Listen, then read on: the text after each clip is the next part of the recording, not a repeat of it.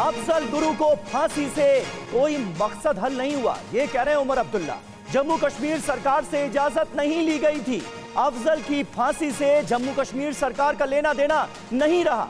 अफजल गुरु की फांसी के समय उमर अब्दुल्ला सीएम थे और ऐसे वक्त में उनकी तरफ से यह बयान दिया जा रहा है जब जम्मू कश्मीर में चुनाव होने वाले हैं और एक बार फिर अफजल गुरु की फांसी के मुद्दे को उनकी तरफ से दी गई है हवा।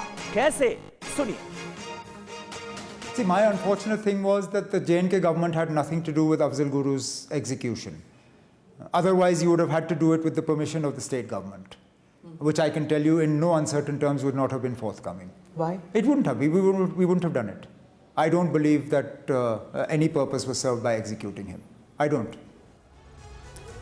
तो उमर ने अफजल गुरु को मेंशन किया और कुछ इस तरह से मेंशन किया जिससे एक नई बहस और नया विवाद शुरू हो गया। उमर ने क्या कहा, सबसे पहले उस पर गौर करते हैं। बयान क्या था उमर अब्दुल्ला का? बिग वॉल के माध्यम से सारी बातें हम आपके सामने रखने जा रहे हैं। तो देखिए उमर का अफजल गुरु राग। उमर ने क्या कहा, तो अफजल की फांसी से कुछ भी हासिल नहीं हुआ। यह अपने आप में बहुत ही बड़ा बयान है ऐसे समय में जबकि जम्मू कश्मीर में चुनाव होने वाले हैं। जी हां, 5 अहम सवाल खड़े होते हैं इस बयान के बाद। क्या अफजल गुरु की फांसी से दुखी है उमर अब्दुल्ला? ये है अहम सवाल।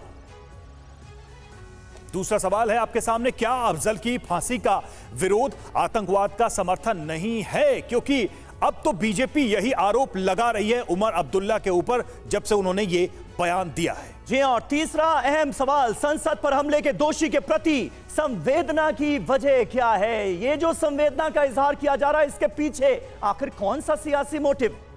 बिल्कुल, बीजेपी ये भी आरोप लगा रही है कि चुनाव में इस मामले को क्यों लाया गया।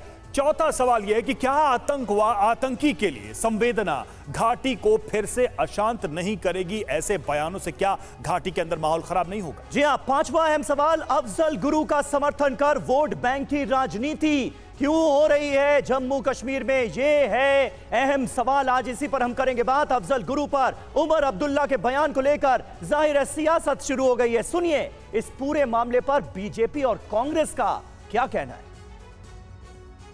एक बार फिर से इंडिया अलायंस ने बता दिया कि इंडिया अलायंस का हाथ हमेशा आतंकवादियों के साथ। जिस प्रकार से उमर अब्दुल्ला ने एक पॉडकास्ट में कहा है कि अफजल गुरु को फांसी की सजा देने से कोई चीज हासिल नहीं हुई, कुछ नहीं हासिल हुआ, तो क्या वो कहना चाहते हैं कि सुप्रीम कोर्ट ने गलत निर्णय लिया था? वही सुप्रीम कोर्ट जो संवैधानिक पीठ है, या वो कहना चाहते हैं कि यूपीए की सरकार ने गलत निर्णय लिया? कभी नेशनल कॉन्फ्रेंस वाले जम्मू कश्मीर के अंदर आतंकवाद और पत्थरबाज को बढ़ावा देने वाली ताकतों की पैरवी कर रहे हैं क्योंकि उनको मालूम है कि उनकी सियासी जमीन खिसक चुकी है और वो इस प्रकार का प्रोपेगेंडा कर रहे हैं। आप डिस्कशन नहीं कर सकते हैं।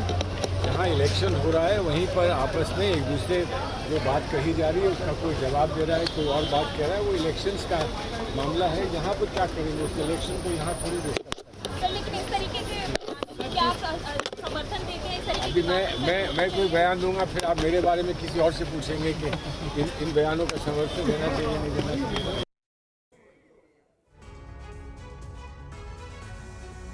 और हमारे साथ इस वक्त तमाम खास मेहमान मौजूद हैं, जल्दी से उनसे आपका तारुफ करा दें। अवधेश कुमार जी हमारे साथ मौजूद हैं, वरिष्ठ पत्रकार। इसके अलावा विजय शर्मा जी हमारे साथ मौजूद हैं, प्रवक्ता हैं भारतीय जनता पार्टी के। वरिंदर सिंह सोनू हमारे साथ मौजूद हैं, प्रवक्ता हैं पीडीपी के।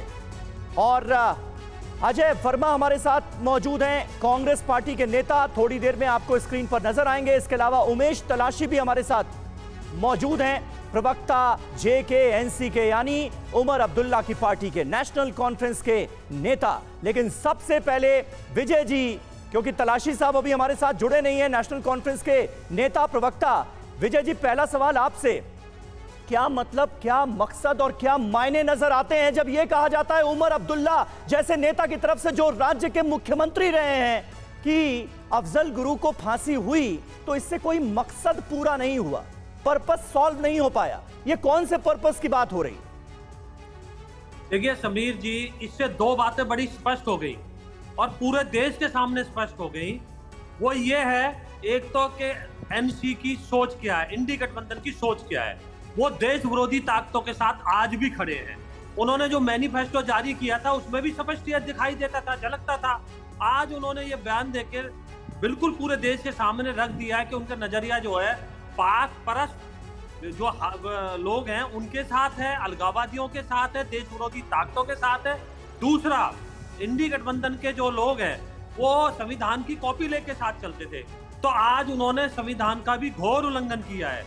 जिस शख्स को, जिस आतंकवादी को सुप्रीम कोर्ट ने फांसी की सजा सुनाई, सुप्रीम कोर्ट के आदेश पर फांसी दी गई हो, उस आदमी की तरफदारी करके वो संविधान को भी नीचा दिखाना चाहते हैं। सुप्रीम कोर्ट के आदेश के ऊपर भी उन्होंने उंगली उठा दी, तो इससे उनकी मानसिकता झलकती है जी। और ये देखिए, इलेक्शन के दौरान इस तरह की बातें करना, तो मतलब घाटी में अराजकता फैलाना चाहते हैं ये लोग।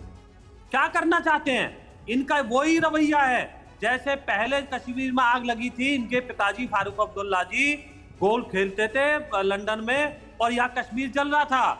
मेरी कश्मीरी जो बहनें माताएं थी, उनकी इज्जत लूटी जा रही थी, घर बार लूटे जा रहे थे, घरों में आग लगाई जा रही थी, जमीन लूटी जा रही थी और ये आराम से गोल्फ खेल रहे थे। ठीक है। तो ये एक संवैधानिक पद पे बैठा हुआ आदमी मुख्यमंत्री पे बैठा हुआ है, तो नौ से क्या है? इस बयान ने निश्चित तौर पर कई सारे सवाल पैदा किए। देखिए, दो हमारे समझ कर दिया हुआ हमारे संवाददाता भी आपको नजर आ रहे होंगे। इरफान कुरैशी हैं, आनंद हमारे साथ इस वक्त जुड़े, उनके पास चलेंगे, लेकिन उसके पहले मैं अवधेश जी के पास जाना चाहूंगा। अवधेश जी, आप इस बयान में क्या छुपा हुआ देखते हैं? मतलब बीजेपी तो वहां पर चुनाव लड़ रही है, उनके खिलाफ मैदान में है, तो वो तो स्वाभाविक तौर पर ऐसे बयान देगी, लेकिन ऐसे वक्त में इतने सालों बाद इस विषय को इस तरह से एक बड़े जम्मू कश्मीर के बड़े राजनीतिक चेहरे के द्वारा उठाया जाना, इस तरह से मेंशन करना, इसमें क्या छुपा हो सकता है? नहीं, मेरे लिए तो इसमें आश्चर्य और हैरत का कोई विषय ही नहीं है।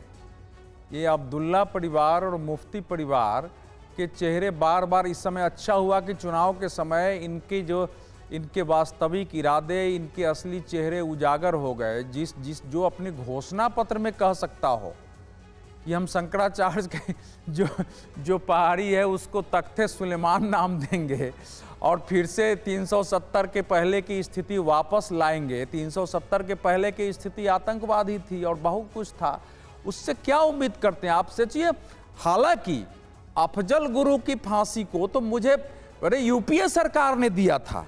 आप समझिए कि 13 दिसंबर 2001 को संसद पर हमला हुआ, 15 दिसंबर को अफजल गुरु की 4 लोगों के साथ गिरफ्तारी हुई, 2006 में हाई कोर्ट सुप्रीम कोर्ट ने फांसी की सजा दे दी, 2007 में जो है लास्ट 12 जनवरी 2007 की अंतिम दया याचिका सुप्रीम कोर्ट ने दे दी, फिर भी वो पड़ा रहा यहाँ। इसी राजनीति में यही दबाव था वहां से कि होगा तो घाटी में आग लग जाएगी, देश में आग लग जाएगा, पाकिस्तान अटैक कर देगा।